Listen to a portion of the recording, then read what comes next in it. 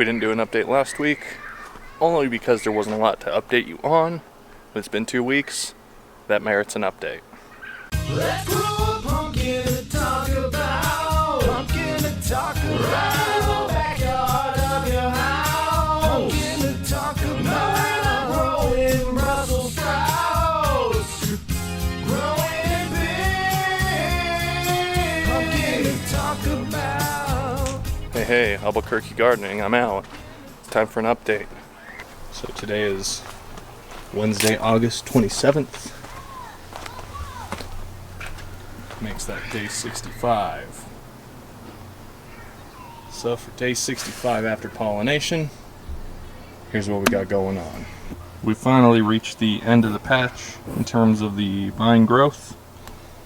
The side vines have filled in completely. And something I'm liking is that this newer growth is significantly taller than the older growth, further highlighting that watering was an issue earlier on in the season. All this stuff came from not watering so much. All that stuff was around and struggling when I was watering a bunch. Lessons learned when you have a new patch, new soil. Let's get a bug's eye view.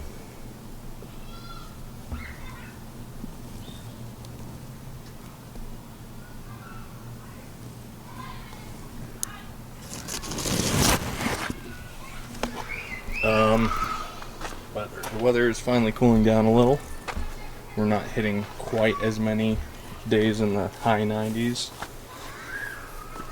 In fact, we actually started hitting a couple days in the low 80s, high 70s. Ooh, that sounds wonderful. Yeah, 2083 Bledsoe is the seed. Vine growth has reached the end of the patch. There's still going to be this little bare spot, but whatever.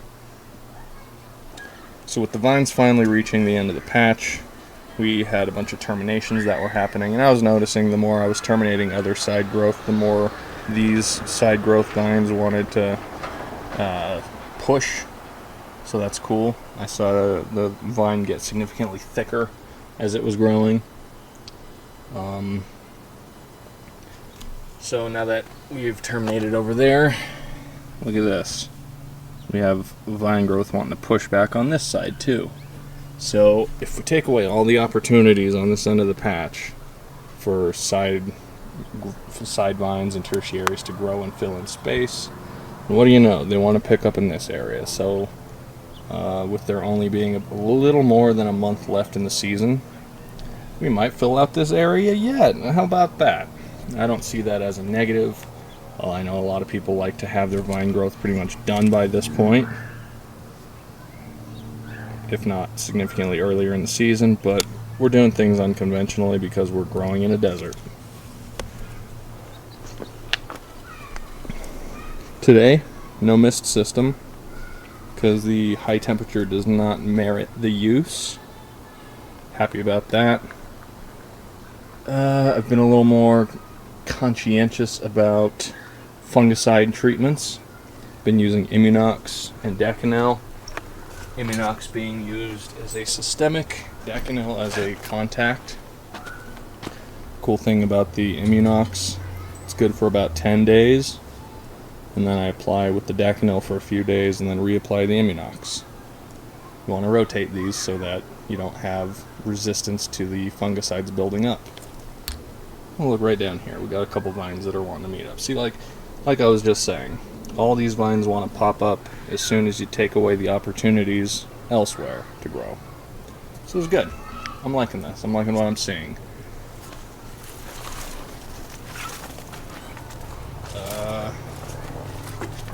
Pesticides. So last time I had applied the imidacloprid as a drench was, I believe, the 17th or 18th of July. I was a couple days late on reapplying this one and managed to, there's a couple interesting color leaves. Could it be fungal? I don't know. Am I that worried about it? Nah, not really. Yeah, more growth wanting to pop out. But anyway, So reapplied the imidacloprid, I think 3 days ago. 1/3 of a cup for the 540 square foot plant. Pretty much all dumped right around here. And the next morning, after applying, I was looking around, doing some stuff, and I saw a squash bug right around there. And then somewhere else on the plant I saw a couple younger ones, so I killed all those. But I think what we're seeing now, or that was just showing us that we were a little bit behind on reapplying the pesticide, and so we got a little bit of presence of squash bugs. Nothing concerning, haven't seen any since. I killed those ones, no problem. Hopefully that's not enough of a foothold for them to be able to actually give me yellow vine disease or anything like that, so we'll see. Again, the discoloration on these couple leaves is mildly concerning. Mildly. Yeah, old growth, looking pretty bad. I'll go through and clean that up, but you know, this is all old growth anyway. These are the first leaves on the plant. I'm not mad about them only going away now. Let's get the cover off the fruit. Show you what she looks like. Woo, here we go. So there's Gordy. Seed being 2083 Bledsoe. Day 65. That color is rocking. Nice deep orange.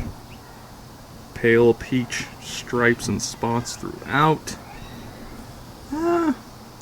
Very little damage on the skin.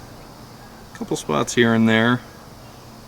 Nothing that I'm really that worried about. I love the color on this one. She's purty. She's big. She got ribs. Growth has definitely slowed down in the last week or so. The last measurement I did was 5, maybe 6 days ago. And at that time we were doing 9 pounds per day. Over a 5-day average. I've definitely slowed down on the measuring since it's gotten a lot harder to measure. I have to say, this color of pumpkin is exactly why I like growing pumpkins. Just classic orange. I love it. Let's try to get in and look at the blossom.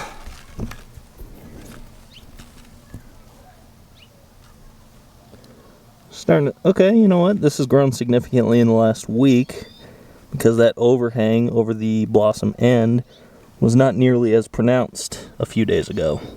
A little bit of cracking. Nothing crazy though. I love it. I can't tell if there are any signs of splitting. Yeah. So, from what I can tell, no signs of splitting or cracking on the blossom. I like that. Let's see if I can make my way over to the stem. I have to be so careful. Okay. So Gordy's stem is looking amazing. That little bit of discoloration is actually just shadow. It doesn't look like a discoloration in real life. Yeah, looking healthy. No splits, no cracks, no stem pressure, and only a suggestion. There's only a suggestion of a curve in the vine, which means we're not putting too much pressure and kink or anything. Look at the shape though. It's incredible. So yeah, the plant looks healthy, pumpkin looks healthy, and as long as it keeps looking healthy for the next 4 weeks, 5 weeks, that's good with me. That's all I want to see is healthy pumpkin. I'm even okay with the growth slowing further if the pumpkin health stays tip-top. With today being the 27th of August, at this point last year, we were already pretty much at the finish line and looking at harvesting, but we're not quite there yet this year. So really the plan is just hold strong, stick with the process, and see what the cooler, more humid fall temperatures bring. This will be uncharted territory for me. Let's also do an update on the front yard pumpkin before we end this video. Right. Now an update on a front yard neglect pumpkin named Kyle Nugget. Kyle Nugget is grown from the 947 Clark seed that I grew last year, which was grown from a 966 Angle. Bright orange, beautiful pumpkin. You can probably tell there's some striping, there's some orange. It's a real nice, smooth shape.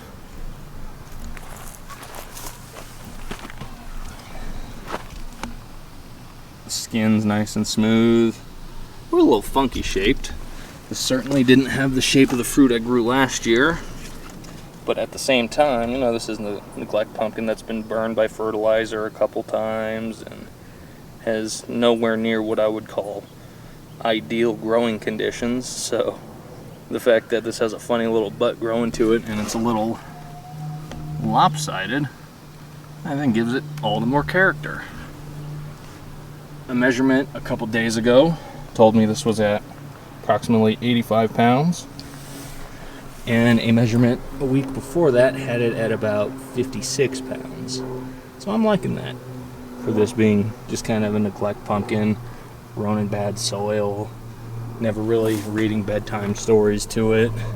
You know, it still gets the pest control and the fungicides and gets a little supplemental feeding here and there, but nothing near the frequency or the amount that Gordy gets.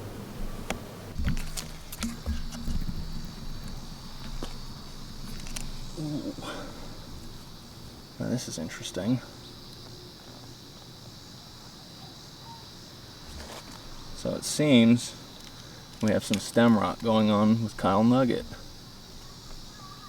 That is active bubbling and oozing. Ooh.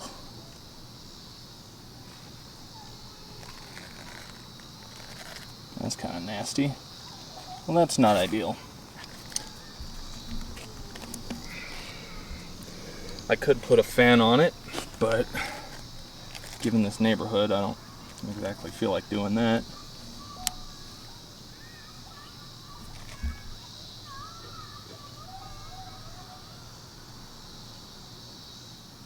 Yeah, that don't look good. So it looks like you might be losing Kyle Nugget on the plant.